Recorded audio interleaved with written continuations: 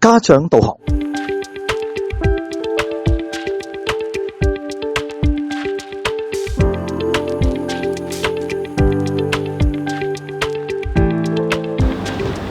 大家好，我係循道衛理聯合教會李衛理中學束濟良校長。今日咧嚟到呢一個好靚嘅圖書館，咁啊入邊咧有好多好休閒嘅裝置啊，所以咧大家有機會咧調起嚟。咁呢個咩地方咧？呢個就係亞斯理衛理小學。咁喺我身邊咧就係黃偉恆校長。咁啊陣間咧我哋會請阿黃校長同我哋分享下一個題目，就係喺而家好多時候咧都話愛躺平嘅世代裏邊。咁啊，連啲年青人、少年人都成日話：唉，我要愛躺平，我話即係想盡量自己乜都唔好做，先至佢享受人生。咁所以其實當家長面對你嘅孩子咁樣嘅時候，有咩好嘅面對方法，又唔會造成衝突啦？咁啊，將時間交俾黃校長啦。好多謝阿束校長嘅邀請啦。咁今日咧就分享一個關於愛躺平嘅一個嘅主題。咁我諗咧躺平呢樣嘢咧，就過去呢幾年咧成日聽得到。或者你會聽到另外一個詞語就係佛系啦，係咪啊？咁啊，我諗咧其實最重要就係咧小朋友究竟喺個學習嘅意義上面，究竟揾唔揾得到？有時咧大家都會諗到就係話啊，究竟有小朋友會問，究竟我點解要學習咧？係咪？咁其實我諗從正向心理學正向心理學之父 Martin Seligman 都有講到，其實我哋正向嘅意義對於小朋友嚟講係好緊要。我哋去睇一啲嘅理論嘅時候，我哋都會嘗試去睇到小朋友，如果我哋喺學習當中，我哋俾一啲體驗式嘅學習佢，例如佢係點樣去關顧身邊嘅他人嘅需要啊，甚或佢有冇揾到佢自己嘅一啲嘅強項或者一啲嘅長處啊。我諗對於咧小朋友嚟講咧，係比起我哋俾一啲物質上面嘅一啲嘅吃喝玩樂嘅一啲嘅享樂嘅活動咧，係嚟得更加重要。佢亦都會咧更加有幸福感，同埋尋找到嗰份嘅人生嘅意義。咁我諗咧喺我哋學校嘅層面咧，我哋主要都會做幾樣嘢。一就係我哋會咧有啲嘅體驗式學習，例如咧過去幾年咧，我哋喺即係後疫情嘅階段，我哋知道小朋友咧係一啲嘅學習嘅動力咧係真係冇乜嘅。咁我哋點樣去做咧？我哋透過一啲嘅即係學習嘅體驗嘅活動，包括譬如我哋有生命培育週嘅，我哋以咧動力週作為一個主題。希望小朋友咧可以透過譬如一啲嘅團隊嘅學習任務，例如佢哋去參與一啲嘅即係密室逃脫嘅環節，希望小朋友咧可以透過團隊嘅一啲嘅訓練同埋一啲嘅團隊嘅一啲學習任務，讓到小朋友揾到一啲嘅學習嘅意義。甚至今年咧，我哋都會咧嘗試去參與國際培幼會咧資助嘅一啲嘅計劃，咁就有一個計劃叫兒童留聲台。咁我哋希望咧透過小朋友去校外有啲嘅實地嘅考察。甚至喺校內有好多嘅一啲嘅集思嘅活動，希望咧讓到小朋友逐步咧去了解到，原來社區嘅需要係乜嘢，或者社區身邊嘅人有啲乜嘢地方我哋可以幫到佢，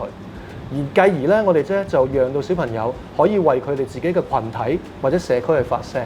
從而咧揾到嗰份嘅能力感。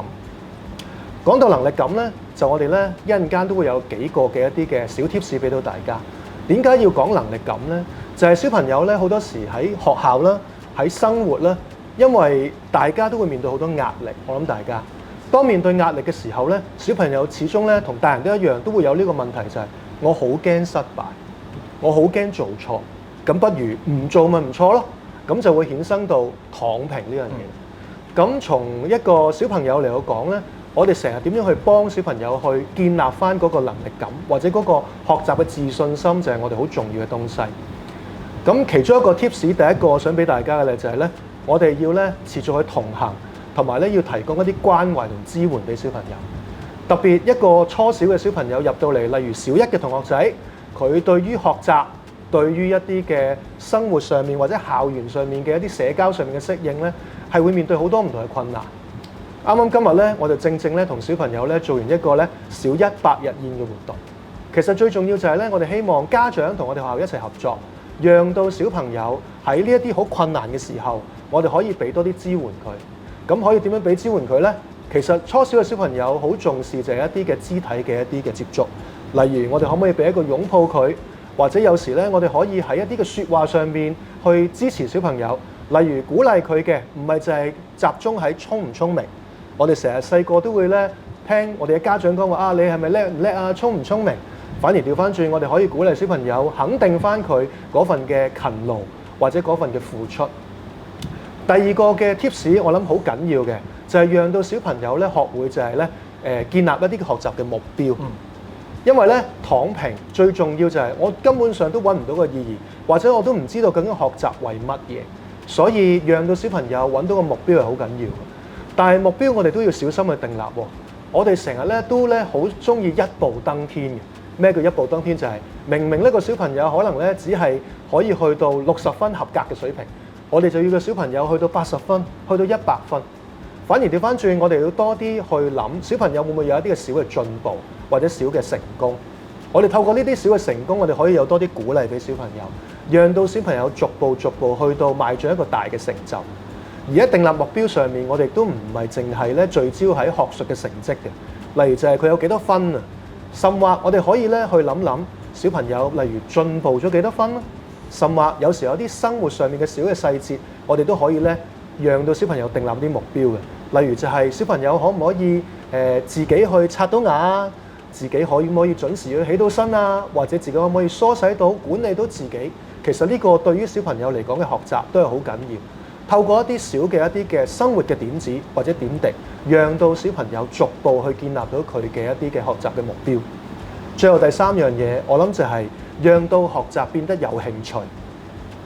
大家都明白學習有時會面對一啲困難，或者學習會面對一啲咧好沉悶嘅一啲嘅東西，但係我哋點樣讓到學習變成有趣味嘅一啲活動呢？例如我哋可以善用一啲電子嘅工具，或者人工智能其實已經幫我哋嘅小朋友可以訂立一啲個別化嘅一啲嘅學習嘅目標，甚至啲學習活動。而我哋以往我哋有時都會用嘅，就係讓到小朋友把握佢嗰個嘅愛競爭嗰個心態，讓到小朋友有時咧都會咧透過一啲嘅比賽啊，透過一啲咧活動，讓到小朋友咧可以誘發佢嗰個學習動機。我諗最後最重要就係家長，你喺過去嘅呢段嘅時間，應該係最清楚你嘅小朋友嘅特性同個性，或者一啲個別嘅強項。我希望家長可以同學校去配合，讓到小朋友喺學術上面，或者喺非學術嘅成就上面，都可以揾到佢自己嘅個人嘅定位同埋長處，進而希望小朋友可以透過呢啲嘅無論係學術或者非學術嘅活動，讓到小朋友咧真係可以咧成就佢最好嘅佢哋，亦都係我哋自己亞少一個好重要嘅一個嘅學習啦，或者一個辦學嘅目標。咁我諗今日嘅分享去到呢度，都將個時間交翻俾初校長啦。多謝。剛才啦，其實短短一段時間就聽到阿黃校長啦，將正向教育嘅精髓咧已經係講晒出嚟，包括就係話佢嘅能力感啦，包括就係幸福感啦，包括就係點樣可以喺同你嘅孩子一齊去到相處嘅時間，能夠揾到佢嘅目標、佢嘅興趣，然之後咧就去到建成個習慣。咁所以咧。喺中學嘅時候啦，其實我諗係主要係多一點嘅啫，就係話咧，因為好多時候佢哋踏入咗中學呢一個較為迷惘嘅時候，咁而佢哋好多時候咧，究竟係揾唔翻佢哋自己嗰份嘅個人肯定，所以咧其實當若果家長喺佢升上中學之後，若果能夠就着你過去小學嘅時候好清楚孩子佢究竟嗰個興趣發展，而係俾一個肯定俾佢，讓到佢可以係好放心去到揾佢自己嘅第一桶金。咁我哋其實成日話第一桶金啦，即係喺我嘅口中咧，就係話啱啱剛才黃校長講，就係佢點樣能夠用佢嘅能力感去到做到佢一啲係自己覺得有成功感嘅事情，而嗰份成功感咧，又能夠帶翻佢一個嘅目標，再追下一個嘅目標。咁所以其實呢一個咁嘅第一桶金，能夠讓到佢揾到佢嘅能力感，再去成功感，再去揾第二桶金，一路咁去嘅時候，其實好多時候咧，佢點解佢咁中意打機咧？就係佢攞到第一個之後，跟住咧就再追第二個。好啦，咁但係問題，所謂第一桶金，我哋其實好多時家長咧，即係特別喺中學啦，可能喺學業方面嘅時間咧，都會好擔心啊，佢追唔追得上啊各樣。咁其實喺初中方面啦，我哋好多時候見到孩子，佢哋咧都會因為可能係家長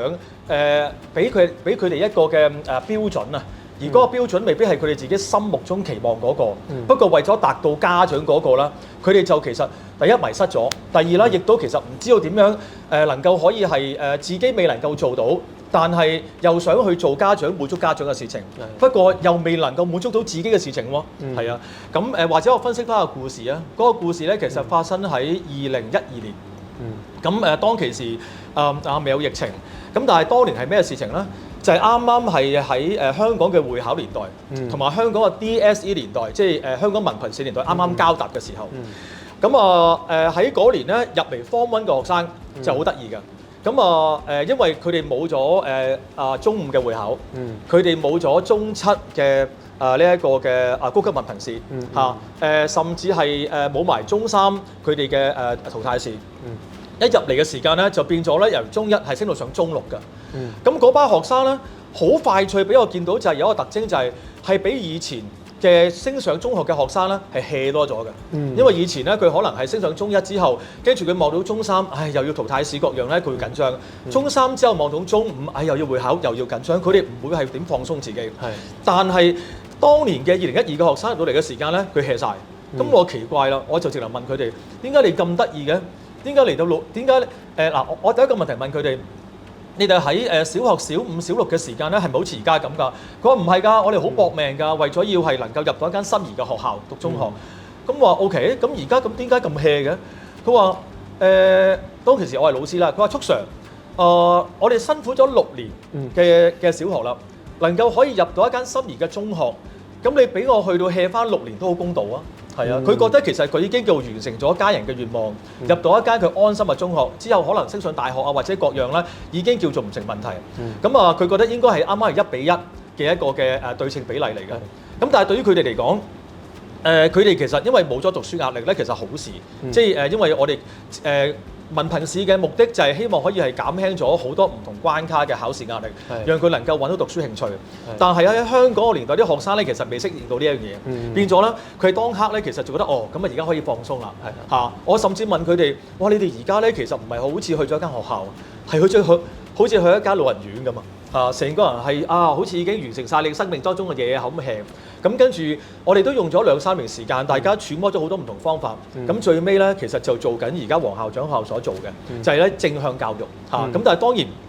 喺頭先黃校長咧，其實好短時間同大家分析咗好多元素。咁大家日後有機會啦，再請教黃校長啦或者嚟間嘅學校啊，呢間學校咧有好多正向教育元素嘅，咁值得咧大家嚟參觀。咁而喺當中嘅元素裏邊咧，我哋其實好特別去着重一點嘅，就係揾翻學生佢心底裏邊好期望去到完成嗰份夢想。夢想可以好多元化，未必係實際嘅嚇。OK 有啲當然實際啲，可能讀書或者係某啲嘅運動項目或者係某啲興趣，未必咁實際嘅時間係講緊可能佢即係可能佢中意打機或者中意賽車諸如此類。咁但係我哋其實當其時就係幫啲學生去到藉着佢嘅興趣由點子，唔單止嘅興趣之外咧，再加埋就係揾埋佢嘅朋輩一齊，跟住咧就有一個好適合嘅導師，去到咧將3樣嘢，第一個就係佢頭先講啦，嗰把火啊，嗰個嘅對於佢夢想把火。第二就係個陪伴，佢身邊係成班同學嘅陪伴。第三就係佢嘅 coach， 佢嗰個嘅導師。咁我哋就叫伙伴師計劃。咁呢一個咧，當3者咧，我哋不論係第一個項目咧就係做呢一個單車夢想，第二個項目咧做夾 band，第3個項目啦就係做佢。一啲嘅人生嘅生涯規劃因為啲高班嗰啲咯，咁其實咧發展咗12個嘅唔同嘅夢想系列，都係揾咗佢嘅夢想之餘嘅時候，跟住我哋就話咁嗱，你有啲夢想好嘅，我哋希望啦，你揾埋你班 friend 一齊做，因為若果淨係做佢一個咧，佢啲 friend 跟住隨時掹佢走咧嘥氣嘅，咁但係咧我哋話我哋就一網打盡啊，叫做成班 friend 一齊做嘅時間啦，變咗咧佢成班 friend 有共同目標，就啱啱頭先阿黃校長講嘅，再加埋我哋俾一個好嘅 coach 俾佢不論係自己老師或者外來請翻嚟嘅時候咧，變咗佢哋當帶住走嘅時候，佢哋能夠可以出去參加比賽，或者可能有啲表演，社區有啲服侍，讓到佢嗰樣嘢慢慢變成佢第一桶金，而嗰桶金咧係講緊係成個佢嘅小團隊嘅，咁變咗咧嗰樣嘢咧，佢哋就好珍惜。咁而跟住就啲嘢嗰桶金就慢慢滾大㗎啦。嗱，記住我哋唔係話淨係講話佢運動嘅，或者個人興趣嘅，或者係其他生涯規劃嘅，而係話當佢揾到之後，我哋就會佢發覺佢自己原來得，佢個能力感就係頭先阿黃校長講，佢有能力去到駕馭佢嘅將來。咁跟住咧，佢就發覺，咦咁啊，咁不如再做多啲咯，再試下咧喺佢嘅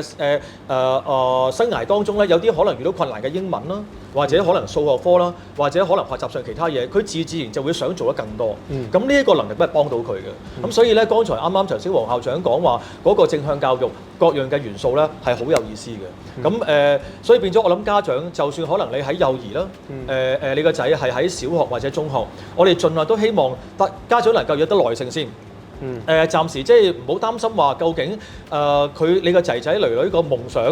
究竟係有幾虛無，因為我哋重點嘅其實話嗰一桶金唔係佢嗰個夢想能夠攞咩獎牌，而係話佢嗰個過程當中能夠攞份咩嘅自信，有咩能力感，而嗰份咧就能夠幫到佢其他嘅項目。咁當佢揾到佢喺中學當中一個肯定嘅時間，佢自然就有能力去到做其他。咁所以好認同頭先黃校長所講嘅。Thank you，係咯。好咁希望大家覺得有用啦，多謝晒。